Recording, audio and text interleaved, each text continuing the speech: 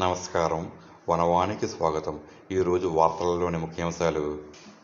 పోలవరం జిల్లా రంపచోడవరం మండలం ఫోక్స్పేట వద్ద శనివారం సాయంత్రం రోడ్డు ప్రమాదం చోటుచేసుకుంది.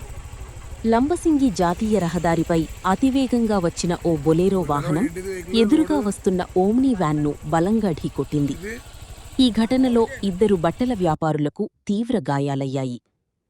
స్థానికులు తెలిపిన వివరాల ప్రకారం మామిడికాయల లోడుతో ఛత్తీస్గఢ్ వెళ్తున్న బొలేరో వాహనం రంపచోడవరం నుండి గోకవరం వైపు వెళ్తున్న బట్టల వ్యాపారుల ఓమ్నీ వాహనాన్ని ఫోక్స్పేట వద్ద బలంగా ఢీకొట్టింది.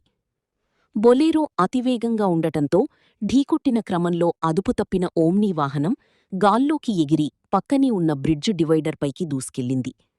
అయితే సరిగ్గా ప్రమాద సమయంలో అటుగా ఇతర వాహనాలేవీ రాకపోవడంతో భారీ ప్రాణనష్టం తప్పిందని ప్రత్యక్ష సాక్షులు తెలిపారు. ఈ ప్రమాదంలో తీవ్రంగా గాయపడిన 2 బట్టల వ్యాపారులను స్థానికులు వెంటనే 108 అంబులెన్స్లో రంపచోడవరం ఏరియా ఆస్పత్రికి తరలించారు. ప్రస్తుతం వారికి చికిత్స అందుతోంది. కాగా ప్రమాదానికి కారణమైన బొలేరో వాహనం ఛత్తీస్గఢ్ రాష్ట్రానికి చెందినదిగా గుర్తించారు. ప్రమాదం జరిగిన వెంటనే ఆ వాహన డ్రైవర్, క్లీనర్ అక్కడి నుంచి పరారయ్యారు.